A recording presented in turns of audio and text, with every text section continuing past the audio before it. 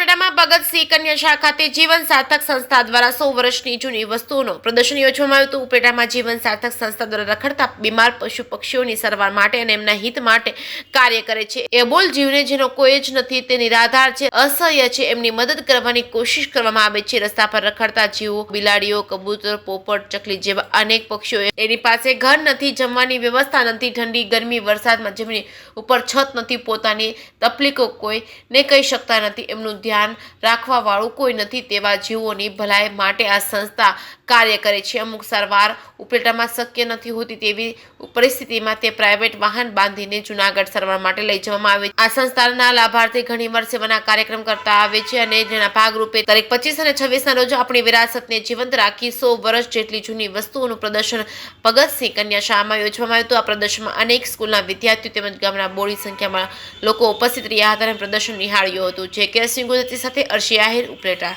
મારું નામ છે ડીડાણી રાજવીર। હું ધોરણ 7માં અભ્યાસ કરું છું અને મારી શાળાનું નામ છે શ્રી ભગવતસિંહજી પ્રાથમિક શાળા। આજે અમારા નિશાળના કમ્પાર્ટમાં જોવા મળ્યું છે જીવ સાર્થકનું આ નવીન આ જૂની વસ્તુઓનું બધી વસ્તુઓ, જે અમને બહુ એ જોવામાં આનંદ થયો અને આમાં છે ને અમને શીખવા મળ્યું, અમને શીખવાડ્યું કે છે ને જે ઘાયલ પશુ પક્ષીઓ હોય જ્યાં ઉપલેટામાં દેખાય તે જીવ સાર્થકે લઈ જવું અને તે એમની સારવાર કરીને તેમને ઠીક કરશે અને પછી તેને છોડી દેશે। કયા પ્રકારની વસ્તુ હતી એમાં? તો એમાં વિલુપ્ત થઈ બધી વસ્તુઓ હતી, રેડિયો, જૂના ઠામ, પછી ચક્કીઓ, જૂની બંદૂકો, ખાટલાઓ, તેવી બધી વસ્તુઓ હતી। લાંગા રિદ્ધિ છે। હું ભગવતસિંહજી પ્રાથમિક શાળામાં શિક્ષક તરીકે ફરજ બજાવું છું।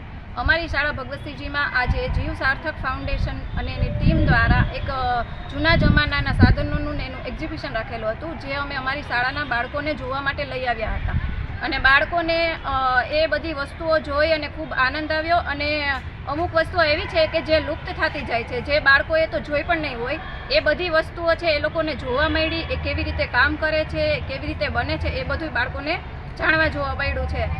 એ બદલ હું આ ફાઉન્ડેશનનો આભાર માનું છું અને આ ફાઉન્ડેશનની ટીમ દ્વારા બહુ સારું કામ થઈ રહ્યું છે। પ્રાણીઓ અને પક્ષીઓ કે જે બોલી નથી શકતા એ લોકો નિસ્વાર્થ સેવા કરી રહ્યા છે।